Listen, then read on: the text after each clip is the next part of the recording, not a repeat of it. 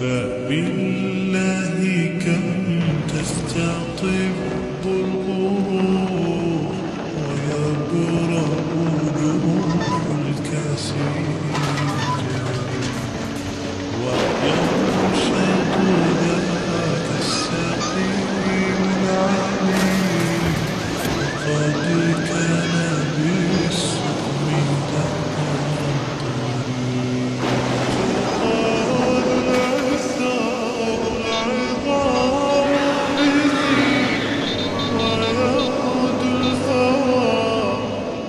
كبش ذبيب بذكر الإله تطيب الحياة تسر أسارع وجه صبيح تسر أساسر وجه صبيح سبيل طويل الشوق يبقى في اغترابي تطير